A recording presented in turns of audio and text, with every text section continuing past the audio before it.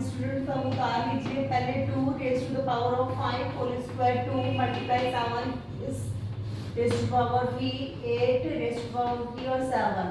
ठीक है, अब हम इनको मल्टीप्लाई कर लेते हैं, पहले कैंसिल आउट कर लेते हैं। जो कैंसिल आउट होता है तो यहाँ पे इन दोनों को हम मल्टीप्लाई कर देते हैं। 5 टू द 10 हो गया, लॉ लग रहा है 5 3 द 3 हो गया। अब यहाँ पे हम क्या करते हैं स्टूडेंट, इसको हम शॉर्ट फॉर्म में कर लेते हैं। तो 2 raise to the power of 3 हो गया और यहाँ पे 3, ठीक है ना, और मल्टीप्लाई बाय 7 है। अब इनको हम मल्टीप्लाई कर लेते हैं तो 3 3 का 9 हो गया स्टूडेंट यहाँ पे, और यहाँ पे ऊपर हमारे पास आ गया 2 raise to the power of 10 10 7 और मल्टीपल 7। आइडेंटिटी यूज कर लेते हैं डिवाइड वाली, a raise to the power of m divide a raise to power of n divide में पावर माइनस हो जाएगी आपकी।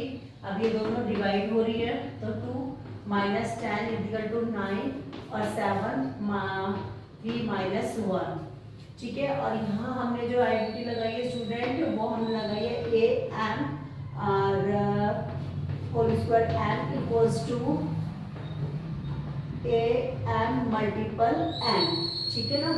जो ये वाली हमने यहाँ पे हमारे पास 2 raise to the power of 10 आ गया था। अभी दोनों को माइनस कर देते हैं तो 1 आ गया, यानी कि इंफिनिटी है, और 7 में तो यहाँ पे 2 आ गया। दोनों को सॉल्व कर लेते हैं। 7 7 जा 49 आ गया, 49 मल्टीपल 2 कर लेते हैं, 2 9 जा 8 1 2 4 जा 8 और 8 90। दैट मीन्स यहाँ पर आंसर जो आया आपका वो 98 आया। लॉज आपको लिखने कंपल्सरी है, एक्सप्लेनेशन में बेटा लॉ लिखने पड़ेंगे, सिंप्लीफाई में लिखने पड़ेंगे, अदरवाइज ये 5 नंबर का मार्क्स आता है, इंपॉर्टेंट क्वेश्चन है, नहीं तो आपको नंबर नहीं मिलेंगे। सेकंड पार्ट कर लेते हैं। 25 multiply 5 square t raise to the power of 8 है, 10 raise to the power of 3 multiple t raise to the power of 4 आ गया, ठीक है। अब यहाँ पे ये दोनों डिवाइड हो रहे हैं स्टूडेंट, हम इसको 2 की फॉर्म में चेंज कर देते हैं, नहीं तो नहीं कर सकते हैं। तो हम इनको ओपन कर लेते हैं। 5 5 जा 25 आ गया, multiply t raise to the power of 8 है, 8 के अंदर माइनस 4 कर देते हैं नीचे वाला हमारे पास। अब नीचे क्या रह गया हमारे पास, ओनली 10 मल्टीपल 10 मल्टीपल 10। ओपन कर लिया ना, सिंप्लीफाई के लिए हल करना है तो स्टूडेंट ओपन करना ही पड़ेगा आपको। अब इनको इससे कैंसिल आउट कर लेते हैं तो 5 5 जा 25 5 टू द 10 5 5 जा 25 5 टू द 10 2 से कट गया स्टूडेंट। अब ऊपर क्या गया 5 5 जा 25, फिर दोबारा इसको कर देते हैं 5 टू द 10 2 आ गया।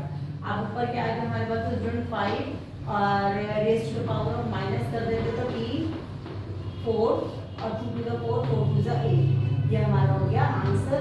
अब इसको हम एक और फॉर्म में लिख देते हैं स्टूडेंट कि हम मल्टीप्लाई का साइन हटा देते हैं वेरिएबल के बीच में से, तो 5 t raise to the power of 4 और ये 8, ये आपका आ गया आंसर, ठीक है। Second part. अब हम स्टूडेंट करते हैं third part. Student question number third करते हैं। अब raise to the power of 5, अब इसे हम ब्रेक कर लेते हैं तो 2 मल्टीपल 5 10 आ गया, तो 2 की पावर 5 आ गई, 5 की पावर 5 कर देते हैं। 25 है, 5 की पावर 2 कर देते हैं, 5 5 जा 25, क्योंकि बेस हमें कॉमन बनाने हैं।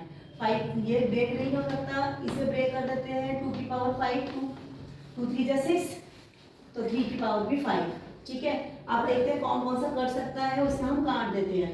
2 5 2 रेज टू पावर 5 कट गया, कैंसिल हो गया स्टूडेंट। अब क्या होगा 3 raise to the power 3 raise to the power, अब क्या लेफ्ट बचा है student 5 raise to the power of 5 and 5 raise to the power of 2 and 5 raise to the power of 7, ये हमारे पास लेफ्ट बचा काटने के बाद। अब यहाँ पे हम एक्सपोनेंशियल का आपका लॉ लग जाएगा, a multiple n equals to a multiply में क्या होगा पावर प्लस हो जाएगी, ठीक है ना।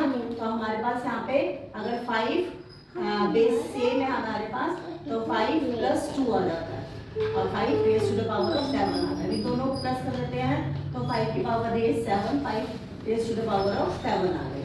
दूसरी आइडेंटिटी लगा देते हैं डिवाइड वाली, तो डिवाइड वाली में क्या होता है कि जब हमारे पास a raise to the power of m divided by a raise to the power of n होता है तो a m माइनस n हो जाता है, ठीक है ना। तो अब यहाँ पे 5 raise to the power of 7 minus raise to the power of 7 कर लेते हैं, तो क्या आंसर आ जाता है 50 आ जाता है।